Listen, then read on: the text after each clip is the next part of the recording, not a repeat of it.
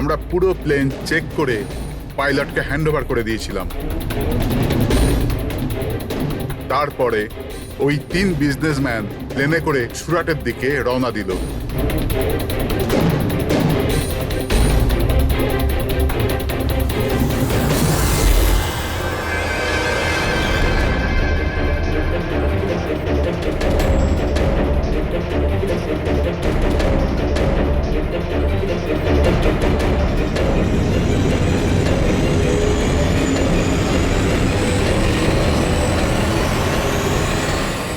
Sir, আমরা take অফের permission রেডিওর ফ্রিকোয়েন্সি থেকে পাই, মেন টাওয়ার থেকে।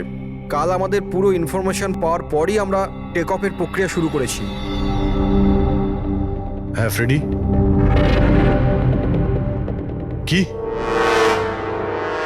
আচ্ছা, ওকে ওকে ওকে, হ্যাঁ ঠিক আছে, আমরা দেখছি।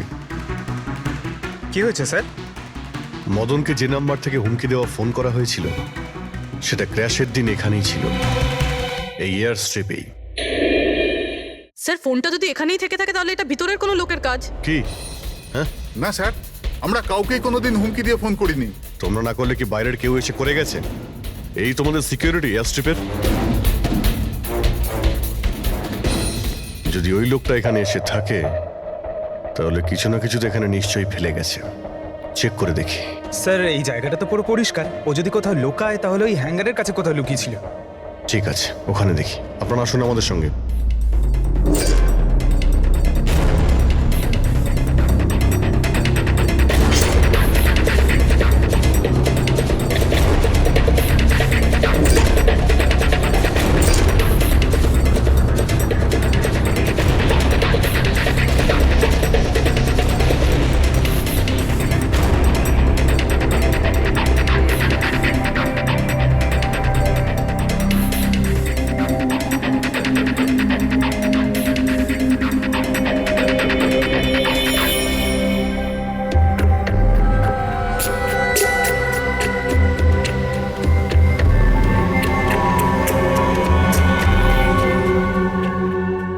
স্যার, স্যার একটা ভাঙা ফোন পেয়েছি।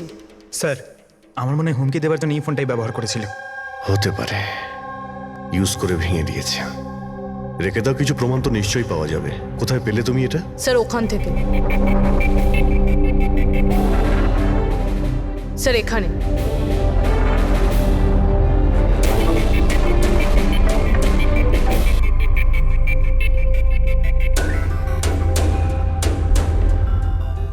স্যার, এই দেখুন, এখানে কানের মতো কিছু একটা দেখা যাচ্ছে। হ্যাঁ, তুমি তো ঠিকই বলেছ। ফোনটাও এখানে পাওয়া গেল, আর এই চিহ্ন। এমনটা নয় তো যে ওই অপরাধী এখানে হেলান দিয়ে ফোনে কথা বলছিল আর আমাদের জন্য ও প্রমাণ রেখে গেছে এখানে। একটা কাজ করো, এর ছবি তুলে নাও। স্যার, কানের চিহ্ন দিয়ে কিছু বোঝা যাবে? আরে কিছু না কিছু তো পাওয়া যাবে। ডক্টর সালুকাকে দেব, উনি শিওর কিছু করবেন।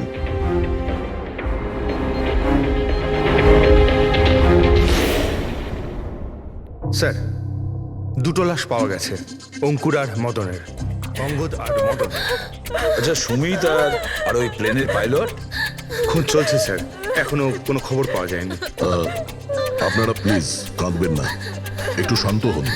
দেখুন, আমি আপনাদের কথা দিচ্ছি, আপনাদের স্বামীকে যারা খুন করেছে তারা আমাদের হাত থেকে বাঁচতে পারবে না।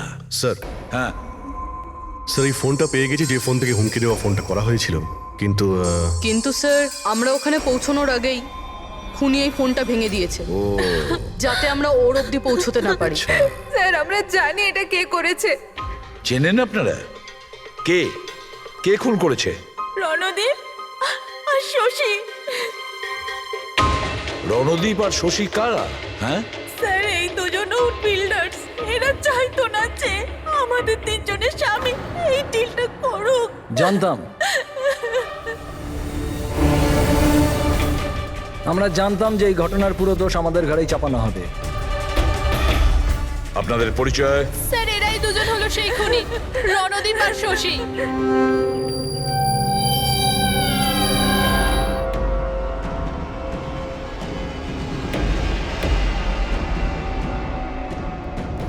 জানি না এই মহিলাদের আমাদের সঙ্গে কি শত্রুতা আছে, যাই হোক না কেন আমাদের উপরই সবসময় দোষারোপ। আর আগেও একবার এরা আমাদের মিথ্যে অভিযোগে গ্রেপ্তার করিয়েছিল। আচ্ছা, কোন অপরাধে গ্রেপ্তার করিয়েছিল আপনাদের? আমাদেরও একটু বলুন। স্যার, প্রথমবার যখন অঙ্কুরকে কল করে হুমকি দিয়েছিল, তো আমি পুলিশে রিপোর্ট লিখিয়েছিলাম এই রণদীপের বিরুদ্ধে।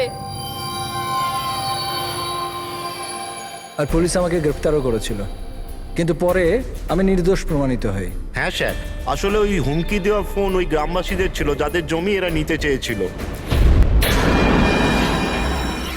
হ্যাঁ, ওই গ্রামের লোকগুলো তো এখনো জেলেই আছে।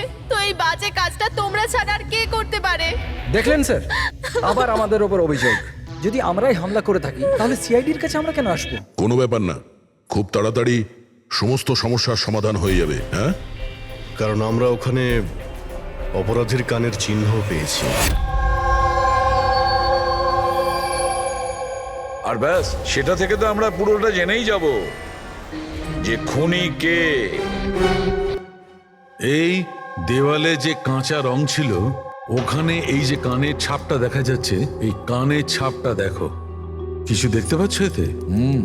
ওই কানের প্রিন্টে স্টারের মতন দেখতে কিছু ইমপ্রিন্ট আছে। আরো একটা কথা, এই যে অপরাধী, এ সমুদ্রের আশেপাশে থাকে। এইটা কিভাবে জানতে পারলেন স্যার? আমি বলছি, এই ফোনটা, এই ফোনের যে ভাঙা অংশটা, এর ওপর আমি কিছু সমুদ্রের বালি আর মাছের কাঁটার টুকরো পেয়েছি। আচ্ছা আচ্ছা, তো যখন ওই লোকটা তার জুতো দিয়ে ফোনটা ভেঙেছিল তখন ওই বালি আর ওই মাছের কাঁটা জুতো থেকে বের হয়ে ফোনের মধ্যে চলে আসে। জুতোয় বালি আর এই তো মাছের মাথা কাঁটা। খুলেছে। হতে পারে ওই লোকটা ফিশ মার্কেটের আশেপাশে থাকে। এখানে তো দুটো ফিশ মার্কেট আছে, একটা ভার্সোভা জেটিতে আর একটা মার্ড আইল্যান্ডে। ব্যাস, তাহলে আমাদের কাজ হয়ে গেছে। এই দুটো ফিশ মার্কেটে গিয়ে খোঁজ নাও আর দেখো এমন কেউ আছে যে কানের মধ্যে স্টারের শেপের ইয়াররিং পড়েছে।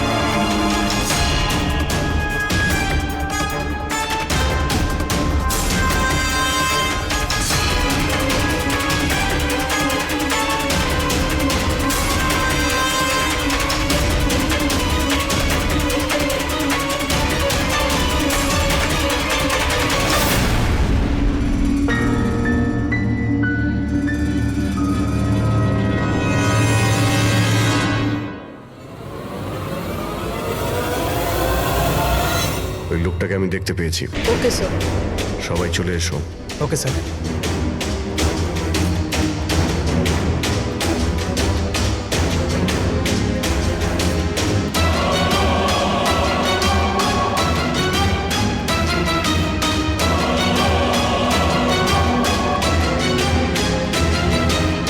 কারোর সঙ্গে মিটিং হওয়ার কথা।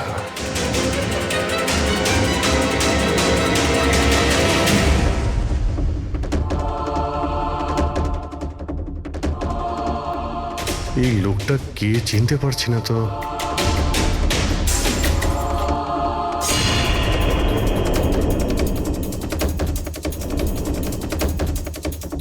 স্যার, এটা তো সচিন। এয়ারপোর্ট অথরিটিজ মরে যাওয়া পাইলটদের লিস্টে এর ছবি দেখিয়েছিল। এই পাইলটটা সচিন,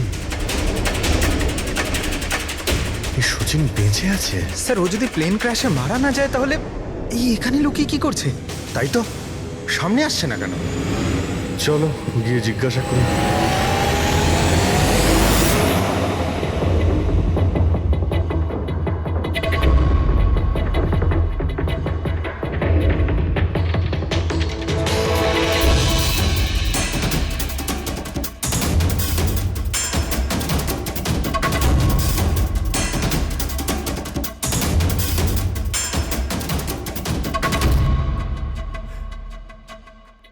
স্যার হ্যাঁ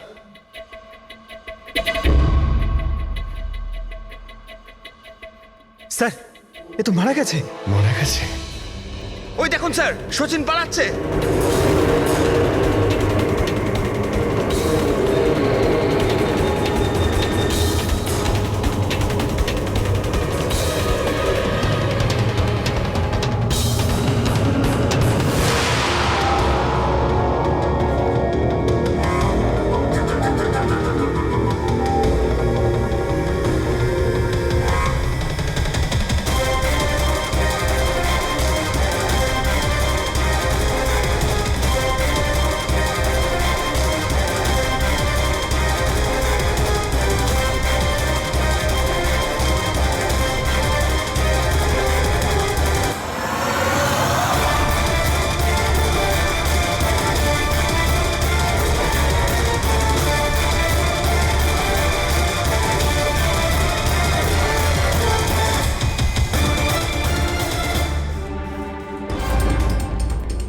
স্যার ওই লোকটা মনে হয় এমন কিছু রহস্য জানতো যেটা সচিন চাইতো না আমরা জানতে পারি, আর হয়তো সেই জন্যই ওকে মেরে ফেললো।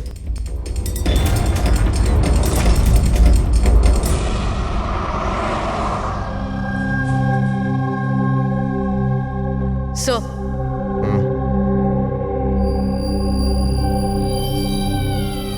কি জিজ্ঞেস করতে চান আপনি আমাকে? আপনার হাজবেন্ড সচিনের ব্যাপারে। আপনি কি বলতে পারবেন ও কোথায় আছে? এটা কিরকম প্রশ্ন ইন্সপেক্টর? আপনারা তো জানেন কিছুদিন আগে একটা প্লেন ক্র্যাশে। আগে না, সচিন বেঁচে আছে। বেঁচে আছে? আগে হ্যাঁ। আর আপনি হয়তো এটা শুনে খুবই কষ্ট পাবেন যে ও একটা খুন করে পালিয়েছে। এমনিতে তোমার স্বামী সচিন কত টাকা পেয়েছিল এই ষড়যন্ত্রে যুক্ত হয়ে? টাকা? টাকা পাইনি। টাকা যদি পেয়ে থাকতো তাহলে আমি কফি শপে কাজ করতাম না। আর এমনিতেও আমাদের রিলেশন ঠিক চলছিল না। আপনাদের মধ্যে বনিবনা হচ্ছিল না?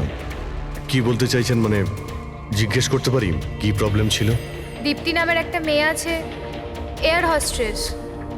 অনেকবার বলতো যে তোর সাথে ডিভোর্স নিয়ে ওর সাথে থাকতে চাই। কোথায় থাকে ও? সিঙ্গাপুর। সিঙ্গাপুর? সচিন বেঁচে আছে? এ হতে পারে না স্যার, আমরা নিজের চোখে ওকে প্লেনে উঠতে দেখেছিলাম। স্যার এত বড় দুর্ঘটনায় ওর বেঁচে থাকার কোনো সম্ভাবনাই নেই স্যার। আর ও যদি প্লেন থেকে প্যারাশুট নিয়ে লাফ দেয় তাহলে? না স্যার, যদি প্যারাশুট নিয়ে লাফ দিত তাহলে কেউ না কেউ তো নিশ্চয়ই দেখতে পেত। আমরা কিছু মিস করে যাচ্ছি না তো? কি একটু আগে তুমি কি বললে? কি মিস করেছো? না না স্যার, কিছু না। তোমাদের অ্যাপিয়ারেন্স বলছে যে তোমরা কিছু লুকোচ্ছ, তাই তো? কি ব্যাপার বলো, বলো তাড়াতাড়ি। সরি স্যার, আমরা ওই ছোট একটা ভুল করে ফেলেছিলাম। কিরকম ভুল? স্যার যখন প্লেন টেক অফ করেছিল আমরা ওখানে ছিলামই না। আপনারা এত বড় ভুল কি করে করতে পারেন? হ্যাঁ স্যার ওই প্লেন যখন রানওয়েতে দৌড়চ্ছিল স্যার কিছু বিস্ফোরণ হলো স্যার। কিরকম বিস্ফোরণ? স্যার কেউ একজন চকলেট বোম ফাটিয়েছিল, তো আমরা ওইটাই দেখতে গিয়েছিলাম যে কোথাও কিছু হয়নি তো। আরে এটা তো চকলেট বোম। আর স্যার যখন আমরা ফিরে এলাম তখন দেখলাম যে প্লেন উড়ে গেছিল স্যার। এটা ওই দাড়িওয়ালারই কাজ হবে স্যার। ওদের কনসেন্ট্রেশন নষ্ট করার জন্য। হ্যাঁ, কিন্তু অভিজিৎ, কেন? কিসের মোটিভ থাকতে পারে ওদের কনসেন্ট্রেশন ব্রেক করার জন্য? কিছু না কিছু তো গোলমাল আছে অভিজিৎ। আচ্ছা, যখন বোমটা ব্লাস্ট হয় তখন প্লেনটা বায়ুস্তরের কোন জায়গা ছিল? ওখানে গিয়ে দেখাও। আসুন স্যার। চলো দেখাও। আসুন।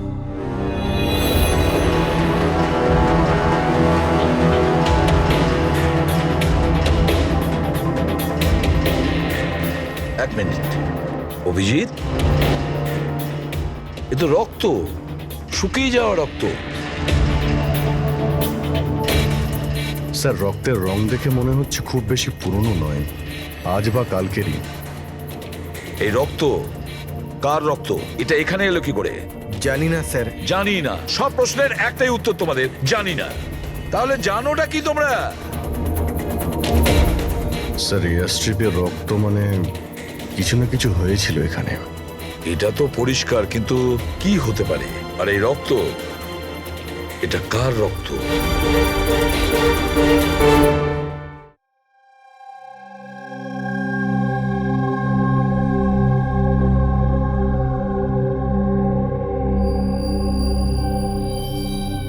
বস, জানতে পেরে গেছি ওই এয়ার স্ট্রিপে যে রক্ত ছিল ওটা কার। কার ছিল?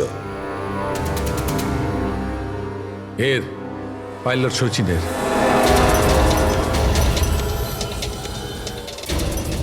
পাইলট সচিনের রক্ত? কিন্তু ওরা আঘাত লাগলো কি করে, কখন? স্যার, যখন আমরা ওকে জেটিতে দেখেছিলাম তখনও একটা স্লিং ব্যান্ডেজ পড়েছিল, আর ওর হাতে ব্যান্ডেজও বাঁধা ছিল। কিন্তু ইঞ্জিনিয়ার আমাদের এটা বললো যখন সচিন টেক অফের জন্য যাচ্ছিল ও একদমই ঠিকঠাক ছিল, ওর হাতে কোনো রকম ব্যান্ডেজই ছিল না। এটার একটাই মানে দাঁড়ায় অভিজিৎ, সচিনের আঘাত এয়ার স্ট্রিপের সময়ই হয়েছে। প্লেনটা টেক অফ হওয়ার আগেই সচিন এয়ার স্ট্রিপে পড়ে যায়, আর ওর তখনই আঘাতটা লাগে। ঠিক এইরকমই হয়ে থাকবে বস, কারণ এই জন্যে সচিন প্লেন ক্র্যাশে মারা যায়নি, কারণ সচিন প্লেনে ছিলই না। কিন্তু ডক্টর সালুকে কেউ তাহলে সচিনকে প্লেন থেকে লাফাতে দেখেনি কেন? আরে ওই দাঁড়িয়েওয়ালা ওখানে বাজি ফাটিয়েছিল না ওদের সরানোর জন্যে। এগুলো সব সচিন আর ওই লোকটার প্ল্যান ছিল।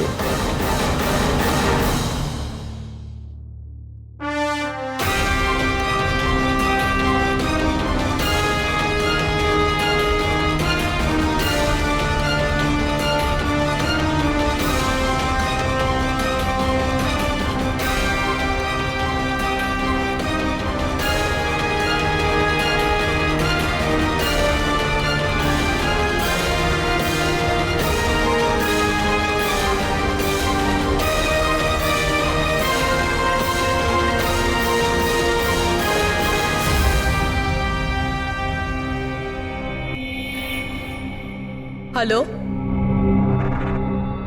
ওকে, থ্যাংক ইউ স্যার। সচিনের ওই গার্লফ্রেন্ড দীপ্তি, যে সিঙ্গাপুরে থাকে, ওর নাম্বার পেয়ে গেছি। সচিন কি হয়েছে ওর? ও ঠিক আছে তো?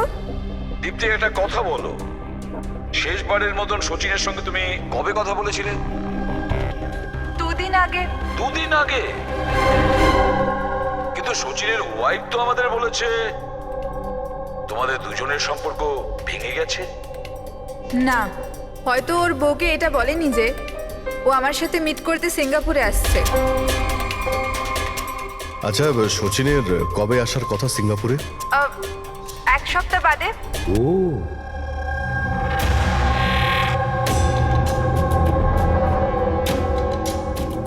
আচ্ছা, আর কি কি কথা হয়েছে তোমার সঙ্গে 2 দিন আগে? ও বলছিল যে ও অনেক টাকা পেতে চলেছে, আর তারপরে আমরা দুজনে নতুন জীবন শুরু করতে পারি। কিন্তু আপনার এইসব প্রশ্ন, সচিন ঠিক আছে তো? ভয় পেও না, সচিনের কিছু হবে না, আর যদি দরকার পড়ে আমরা আবার তোমায় ফোন করব। Thank you. আচ্ছা, দীপ্তি আবার যুক্ত নয় তো এই প্ল্যানের সঙ্গে, এই সমস্ত ষড়যন্ত্রের সঙ্গে? পুরবি, একটা কাজ করো, সিঙ্গাপুর পুলিশকে পুরো ডিটেলস জানিয়ে দাও আর বলো যে ওরা এই দীপ্তির ওপর যেন নজর রাখে। Yes sir. স্যার, হ্যাঁ, সচিনের ওয়াইফের সঙ্গে কথা হলো স্যার। ও তো বললো যে সচিনের পাসপোর্ট বাড়িতেই আছে। কি? সচিনের পাসপোর্ট বাড়িতে? আর সচিন সিঙ্গাপুর যাওয়ার জন্য প্ল্যান করছে? এটা আবার হয়নি তো যে সচিন নকল পাসপোর্ট বানিয়েছে? নকল পাসপোর্ট? আচ্ছা, আমাদের ওই ঘেটু আছে না, ও কিন্তু নকল পাসপোর্টের ব্যাপারে অনেক কিছু জানে। হেড্রিক, একটা কাজ করো, পঙ্কজকে বলো যে সচিনের ফটো নিয়ে যেন ঘেটুর সঙ্গে দেখা করে। হ্যাঁ। Yes sir. আরও একটা কথা স্যার, সচিন যদি প্লেন টেক অফ হওয়ার আগে প্লেন থেকে ঝাঁপ দিয়ে থাকে, তাহলে প্লেনটা ওড়াচ্ছিল কে? আর যখন ও প্লেন থেকে ঝাঁপ দিল তখন এই মদন, অঙ্কুর আর সুমিত এরা চিৎকার চেঁচামেচি করলো না কেন? চুপচাপ বসেছিল কেন? বস, প্লেন থেকে পড়ে গেলে এরকম সুযোগ পাবে কি করে? এরা 3 জনেই তো অজ্ঞান ছিল। কিন্তু স্যার, এরা জ্ঞানটা হারালো কিভাবে? পূর্বী, এদের 3 জনের পেটের মধ্যে ব্ল্যাক কফি ছিল, আর ওই ব্ল্যাক কফিতেই নেশাদ্রব্য মেশানো ছিল। কি? ব্ল্যাক কফির সঙ্গে নেশার ওষুধ? I am boarding. আপনার কফি। Thank you. তাহলে নিশ্চয়ই এটা শচীনের প্ল্যানের পার্ট ছিল। স্যার একটা প্রশ্নের উত্তর এখনো পাইনি। বিনা পাইলট নিয়ে প্লেনটা উড়লো কিভাবে? এর উত্তর হলো UAS. UAS, আনইন্টারাপ্টেবল auto pilot system. এই প্রোগ্রাম দিয়ে মাটিতে থেকে আকাশে ওড়া প্লেনকে কন্ট্রোল করা যায় স্যার, যে কোনো জায়গা থেকে। হ্যাঁ স্যার, আমরা এই ফরেন্সিক ল্যাবে দাঁড়িয়েও যে প্লেনটা আকাশে উঠছে তাকে কন্ট্রোল করতে পারি। এই প্রোগ্রামটা এই জন্যই বানানো হয় যে আকাশে ওড়ার সময় প্লেনে যদি কোনো ইমার্জেন্সি হয় বা কোনোভাবে প্লেন হাইজ্যাকও হয়ে যায়, তাহলে তার কন্ট্রোল যেন নিচে থাকা লোকেদের হাতে থাকে। তার মানে প্লেনের ককপিটের কন্ট্রোল তার হাতে থাকবে যার হাতে রিমোট আছে। হ্যাঁ স্যার, আর যার কাছে রিমোট কন্ট্রোলটা ছিল সেই প্লেনটা ক্র্যাশ করিয়েছে সমুদ্রে। রিমোট কন্ট্রোলের লোক খুনি, এক কফিতে নেশার ওষুধ।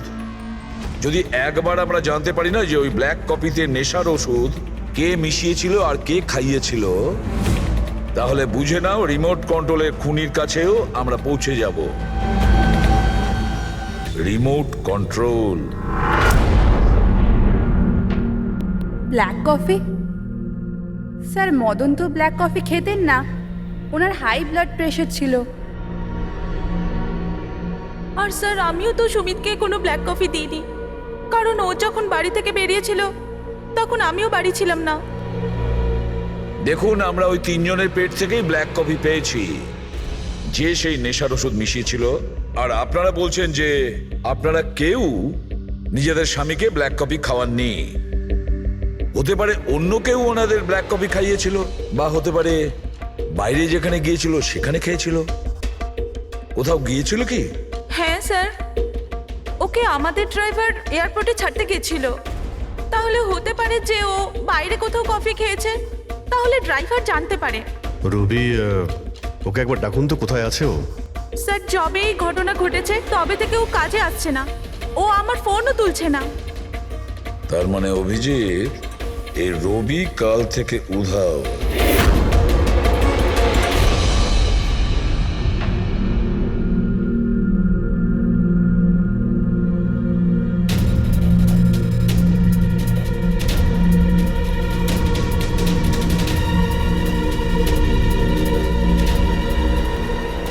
সরজান প্লিজ একটু দেখি তো কি হয়েছে এখানে।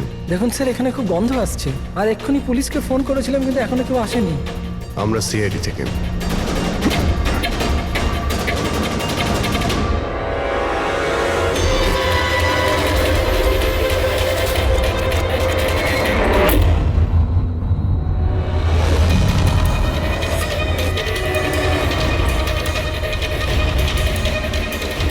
স্যার আরও একটা খুন।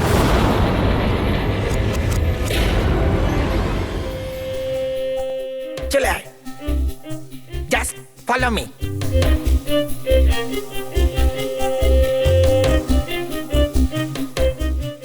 পঙ্কজ, চুপচাপ আমার পেছন পেছন চলতে থাকবি যতক্ষণ আমি এখানে আছি। তোর ঘাবড়ানোর কোনো দরকার নেই। এই যে ঘেটু, আমি না ভয় পাই না, আমি একজন সিআইডি অফিসার। চুপচাপ চল, ফলো মি, ওইদিকে চল।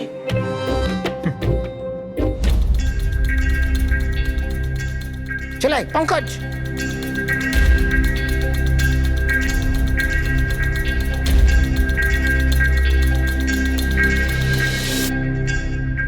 কি বন্ধু, শুনেছি তুমি খুব সুন্দর পাসপোর্ট বানাও। কে বললো? আমার একটা বন্ধু বলেছে। বন্ধু? কে বন্ধু? এ না, আমি চিনি না একে।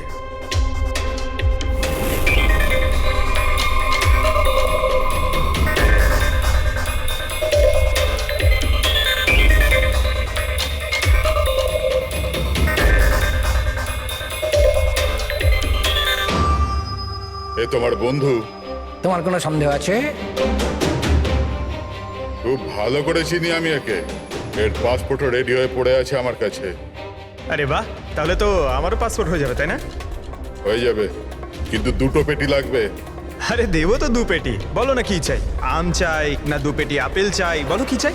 এ শালা, 2 পেটি মানে 2 লাখ। 2 লাখ? 2 লাখ। চল এটা বল, তোর নাম কি লিখবো পাসপোর্টে? Sub inspector Pankaj, CID. CID? হ্যাঁ, সিআইডি। আরে আরে আরে আমি কি করেছি তোমার? শুধু তোরই নয়, যত নকল পাসপোর্ট বানায় সব ধান্দা বন্ধ হয়ে গেছে। যে প্রশ্নগুলো আমি করব সব কটা সত্যি সত্যি উত্তর দিবি, না হলে 2 লাখ বার উঠবস করাবো, বুঝেছিস? জিজ্ঞেস করো কি করবার আছে। এ ওর নকল পাসপোর্ট নিতে কখন আসবে? জানি না। জানিস না? আজ সন্ধ্যেবেলা। দেখলে পঙ্কজ, খেঁচুর কামার। স্যার, রবির ঘর থেকে যে বোতলটা পাওয়া গেছে ওখানে ওই নেশার ওষুধটা আছে যেটা সালুমকে স্যার ব্ল্যাক কফিতে পেয়েছিল। ওই রবি ছাড়া আর কারোর আঙুলের ছাপ পেয়েছিলে ওই বটলে? হ্যাঁ স্যার, রণদ্বীপের।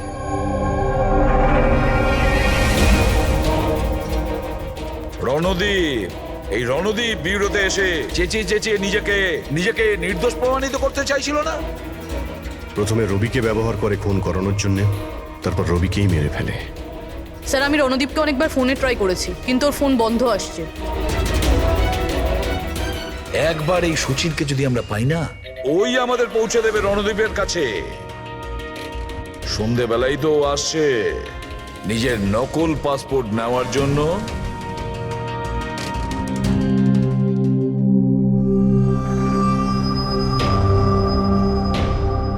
আমার পাসপোর্ট রেডি আছে? হ্যাঁ, তুমি এক কাজ করো, তোমার পাসপোর্ট ওর থেকে নিয়ে নাও, ওর কাছে আছে। আরে ভাই তাড়াতাড়ি করো, আমার কাছে বেশি সময় নেই। সত্যি বলেছিস তুই, তোর কাছে তো একদম সময় নেই। ব্যাস এইটা, এই ফটোটা চিপকে দি। এটা কি ধরনের মজা? মজা নয়, এটা সিআইডির উপহার। সিআইডি? বল, ওই প্লেন ক্র্যাশটা কি করে করেছিলি তুই?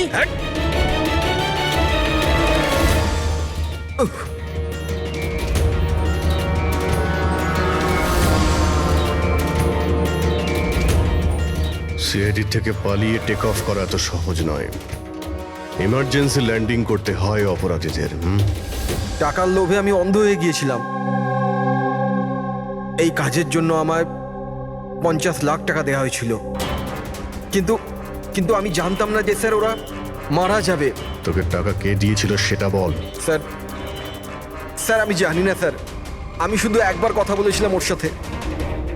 পঙ্কজ, ইন্টারনেটে ভালো করে দেখো এই রণদীপের কোনো ইন্টারভিউ পাওয়া যায় কিনা। স্যার, পেয়ে গেছি। আমি আমার সাফল্যের সব কৃতিত্ব আমার কঠোর পরিশ্রম আর না হারা মনোভাবকে দেব। এই পৃথিবীতে কোনো কিছুই অসম্ভব না। আমি কোথায় ছিলাম আর কোথায় এসে পৌঁছেছিলাম। স্যার এটা ওনারই আওয়াজ স্যার, আই এম শিওর এটা ওনারই। গলার স্বর রণদীপের আর ওই শিশিতে আঙুলের ছাপ রণদীপের। রণদীপ?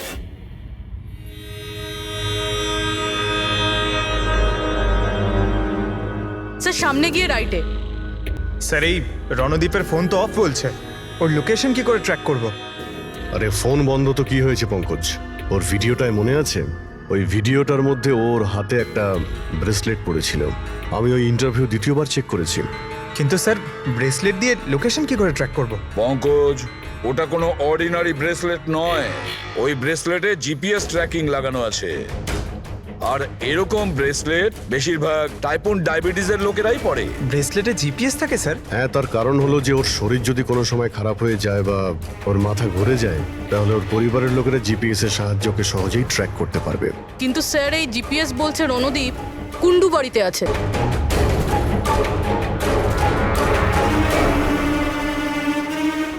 স্যার, এখানেই কোথাও হবে, এইখানেই।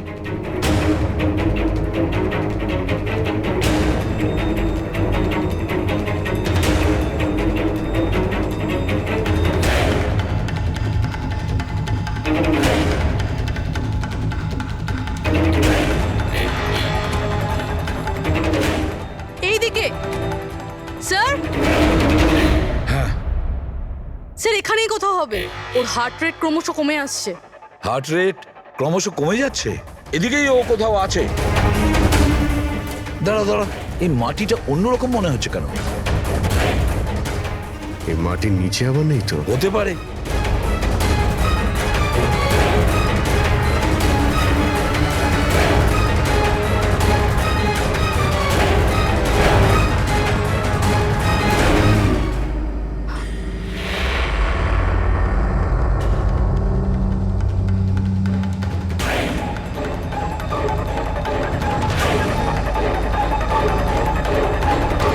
মাই গড, বেঁচে আছে? স্যার,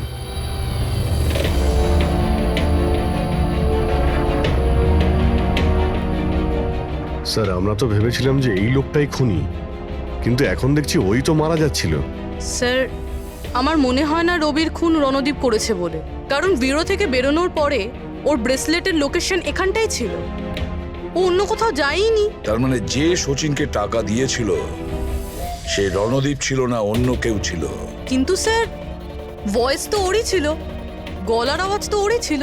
পুরবি আওয়াজ চেঞ্জ করে কথা বলা কোনো ব্যাপার না। আর আজকাল স্যার এমন এমন মোবাইলের অ্যাপ এসছে যার সাহায্যে যে কেউ যে কোনো আওয়াজে কথা বলতে পারে। কিন্তু কে কে সে যে রণদীপকে ফাঁসানোর চেষ্টা করেছিল? সে কে ছিল যে কিনা নিজের ভয়েস চেঞ্জ করার অ্যাপ ইউজ করেছিল?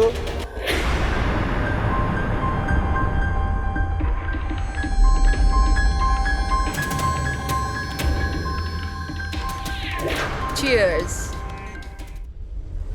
হ্যাঁ, চিয়ার্স চিয়ার্স। আসুন আসুন আসুন। অভিনন্দন আপনাকে। অভিনন্দন? কিসের জন্য? ওই অ্যাপের জন্য। ওই অ্যাপ যেটা আপনাদের কোম্পানি বানিয়েছে, যেটা দিয়ে যে কোনো মানুষ তার নিজের ভয়েস চেঞ্জ করতে পারে। মানে? হ্যাঁ, একবার শুনবেন? তোমাকে তোমার অপরাধের জন্য এবার জেলে যেতে হবে। তোমার অপরাধের জন্য এবার জেলে যেতে হবে? এটা কি ধরনের মজা? এটা মজা নয়। এই ডিভাইস দিয়েই তুমি রণদীপকে ফাঁসানোর চেষ্টা করেছিলে, তাই না? পুরবি, অ্যারেস্ট করো একে। চলুন ম্যাডাম।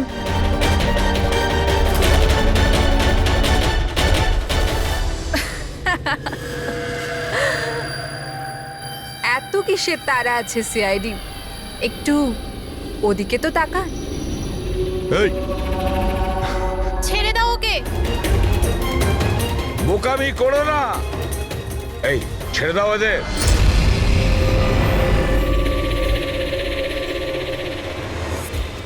মাই গড, তাড়াতাড়ি ওঠো।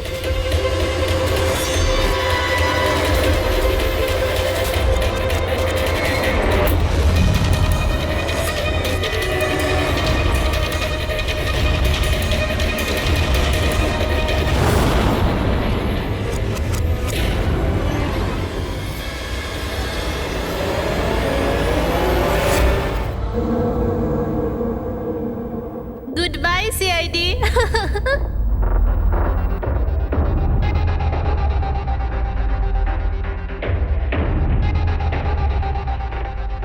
ওয়েল ডান গার্লস, আজ পর্যন্ত বড় বড় অপরাধী যেটা করতে পারেনি সেটা আমরা করে দেখিয়েছি। সিআইডি তো পাগল হয়ে গেছে মনে হয়। আরে ওসব তো ঠিক আছে, কিন্তু আমরা যাব কোথায়? অরিজিনাল প্ল্যান তো আমরা ভেস্তে ফেলেছি। ভেবে দেখি, কোনো না কোনো রাস্তা তো পেয়েই যাব।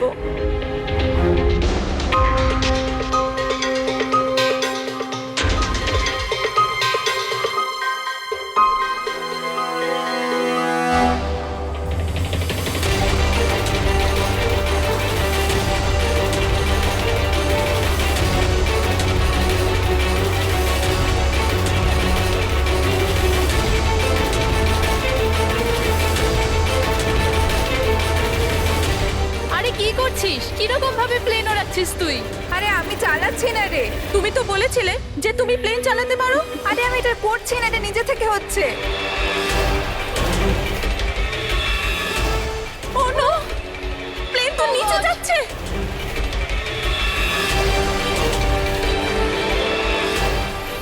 মনে হচ্ছে আমাদের ইউএস টেকনোলজি কেউ জানতে পেরে গেছে নাকি? কিন্তু কি করে?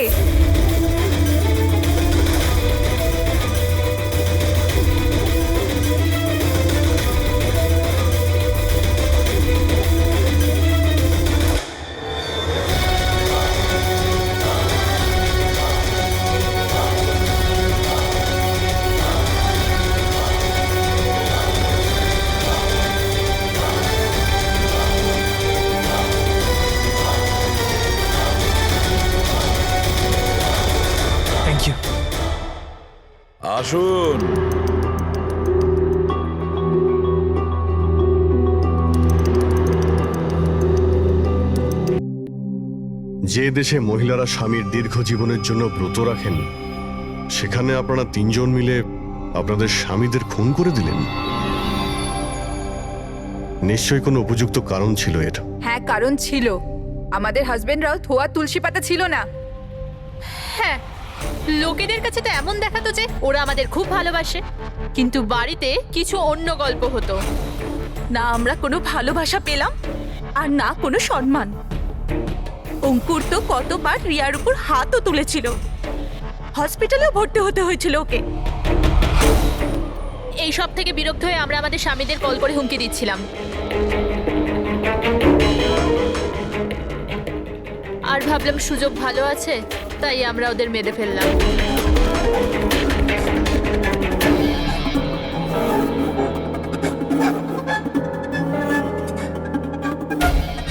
আর ভাগ্য দেখুন, রণদীপ রবির কাছে গিয়েছিল ওই অজ্ঞান হওয়ার ওষুধ নিয়ে, যাতে আমাদের স্বামী মিটিংয়ে পৌঁছতেই না পারে। আর এই ব্যাপারটাও আমাদের কাজে লেগে গেল। তাহলে রবির সততার সুযোগ নিয়েছো তুমি। তারপরে তোমরা রণদীপকে মাটিতে পুঁতে দিয়েছিলেন, যাতে আমাদের মনে হয় ও অপরাধ করে পালিয়ে গেছে।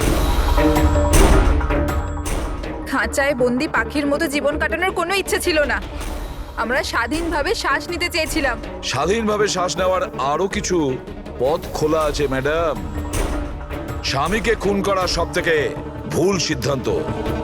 এটা ঠিক করতে যদি স্বামীর কাছ থেকে সরে যেতে, কিন্তু না, তোমরা তিনজন এমন রাস্তা বেছে নিয়েছো যে রাস্তা তোমাদের অন্ধকারে নিয়ে যাবে, আর সেটাও জেলের গড়াদের পেছনে।